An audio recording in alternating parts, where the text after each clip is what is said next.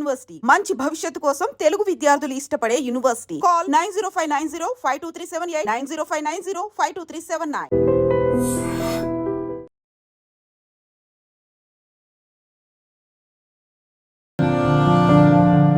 జమ్మూ కాశ్మీర్ పహల్గామ్లో జరిగిన ఉగ్ర దాడి ఘటనలో ప్రాణాలు కోల్పోయిన వాళ్ళలో విశాఖపట్నానికి సంబంధించినటువంటి సత్య చంద్రమౌళి గారు కూడా ఉన్నారు. మీ అందరికీ తెలిసిన విషయమే. ఈరోజు విశాఖలో అధికారిక లాంఛనాలతో ఆయన అంత్యక్రియ కార్యక్రమాలు కూడా జరుగుతున్నాయి. ప్రస్తుతం అయితే మనం చావుల మదం శ్మశాన వాటిక వద్ద ఉన్నాం. ఆయన అంత్యక్రియల కోసం వేలాదిగా చాలామంది తరలి వస్తున్నారు. ప్రజా ప్రతినిధులతో పాటు ఇతర నేతలంతా. అలాగే చంద్రమౌళి గారు కూడా చాలా యాక్టివ్ రోల్ ఉంటుంది. SBI రిటైర్డ్ ఉద్యోగి అయినప్పటికీ కూడా ఆయన చాలా వాకర్స్ క్లబ్ అసోసియేషన్స్లో కూడా చాలా యాక్టివ్గా ఉన్నారు. అలానే విశాఖ నుంచి 6 పహల్గాం వెళ్ళిన వాళ్ళు కూడా మనతో పాటు సార్ కూడా ఉన్నారు. ఒక్కసారి మాట్లాడదాం సార్. ఆ రోజు అసలు ఏం జరిగింది?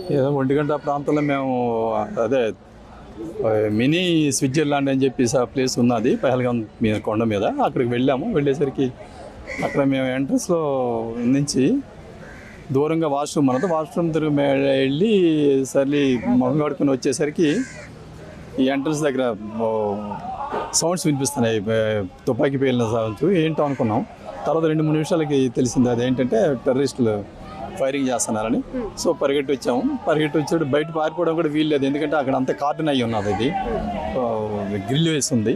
ఒక చిన్న కుక్కలు దూరినంత వెంట చిన్న ఉంటే దాంట్లోంచి అందరం పోటీ పడి బయటకు వచ్చేసరికి మాకు ఎదురంగా, అంటే అంతవరకు లోపల ఉన్న టెర్రరిస్ట్ ఒకడు బయటకు వచ్చేసి మాకు ఎదురంగా వచ్చి సిట్ డౌన్ అన్నాడు. సిట్ డౌన్ అనేసరికి అతను పాపం కూర్చుండిపోయాడు. అంటే సిట్ డౌన్ కదా, మా గ్రూప్ అంతా లేమమ్మా, ఎవరు మౌలి నేను ఉన్నాము.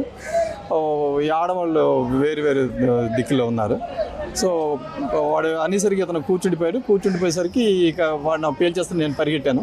పరిగెడితే వాడు వెంటనే వెనకని సౌండ్ వినిపించింది టప్మని. సో మా మిస్సెస్ అయితే చూసింది అతను కాల్చడం. సో అక్కడి నుంచి పరిగెట్టి పారిపోవడం, ఎవరి వాళ్ళే పరిగెట్టి తర్వాత మధ్యలో కలిసి మేము కిందకి చేరేసరికి 3 గంటలు అయింది. రాత్రి 10 గంటలకి మాకు విషయం తెలిసింది ఇతను చనిపోయాడని. సో బాడీని ఐడెంటిఫై చేసాం. బాడీని ఐడెంటిఫై చేసిన తర్వాత ప్రభుత్వ లాంఛనాలతో వాళ్ళు పంపించారు.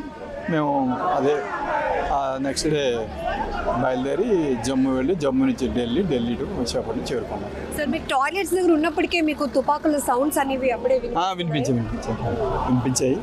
కానీ ముందు ఏంటంటే మేము ఇలాగ టెర్రరిస్ట్ పేస్తారు అనుకోలేదు. సో తర్వాత తెలిసింది టెర్రరిస్ట్ వచ్చేస్తుంది. లేదమ్మా, గత 30 ఏళ్ళకి లేదని వాళ్ళే చెప్తున్నారు అక్కడ లోకల్ వాళ్ళు. అలాగే లేదని ఇదే ఫస్ట్ టైం. లేదమ్మా, ఇదే ఫస్ట్ టైం వాళ్ళు. లీడ్ కూడా అతను చంద్రబాబు గారే, అతనే ప్లాన్ చేశారు ఇదంతా. దురదృష్టం ఒకటి వెంటాడింది. మిడిల్ లో మీరు డ్రాప్ అయిపోవాలి అనుకున్నారా సార్? మధ్యలో మేము అయిపోదాం అనుకున్నాం, నేను మా మిస్సెస్ కూడాను. మరి వెళ్ళలేము, గుర్రాలతో ప్రయాణం చేయలేమని. కానీ చంద్రబాబు గారు ప్రార్థనల వలన అక్కడి నుంచి పైకి వెళ్ళడం జరిగింది.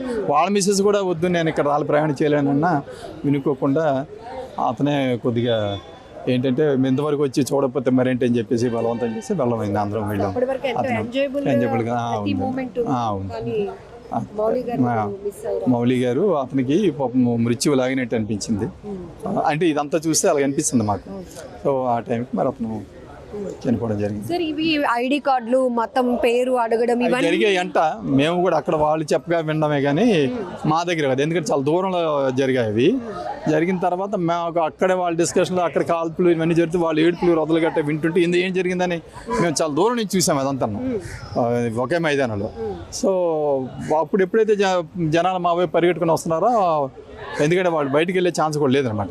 సో పరిగెట్టేస్తే మాకు అర్థమైంది టెర్రరిస్ట్ కాల్స్తుందని చెప్పారు. అప్పుడు మేము పరిగెట్టి ఒక చిన్న మార్గం ఉంటే ఆ మార్గం ద్వారా బయటపడ్డాం. పోలీసు వాళ్ళు ఒక అరగంట తర్వాత మేము కింద దిగేటప్పుడు పోలీసులు కనిపించారు. మేము కూడా వీళ్ళకి టెర్రరిస్టులు అనుమానం బయటపడ్డాం. ఎవరికి వారే పరిగెట్టారు. అక్కడ ఏమి సెక్యూరిటీ లేదు. మేము ఎందుకంటే వాళ్ళు కూడా ఇంచుమించు మిలిటరీ డ్రెస్లోనే కనిపించారు మాకు. అది జరిగింది. ఒక్కసారిగా చాలా ఒక్కసారిగా భయంకరమైన వాతావరణం. మనం నిర్ణయం తీసుకోవడానికి కూడా ఏమి మైండ్ కూడా చేయని పరిస్థితిలో ఉన్నాం. అంటే మౌలి గారు పరిగెత్తలేకపోయారు, ఆయన హెల్త్ పరిగెత్తలేకపోయారు. తర్వాత ఇంకోటి ఏంటంటే అక్కడ కూర్చుంటే వదిలేస్తారేమో అని అనుకుని ఉండొచ్చాము, మరి మనం చెప్పలేం కదా అది. సో మేమేంటంటే ఎలాగ కాల్ చేస్తారు కాబట్టి పరిగెట్టిన కూర్చున్నా ఒకటే ఫలితం కాబట్టి మరి మేము పరిగెట్టాం. సో ఒకటి మా వెనకన కూడా పడలేదు, పడితే మేమేం తప్పించుకునే పరిస్థితి లేదు అక్కడ. కేవలం ఆడవాళ్ళని మాత్రం ఆడవాళ్ళని చిన్నపిల్లల్ని విడిచిపెట్టారు, మగవాళ్ళని అందరినీ కాల్చి కనిపించిన వాళ్ళందరూ కాల్చి విచక్షణ రథ కాల్చారు.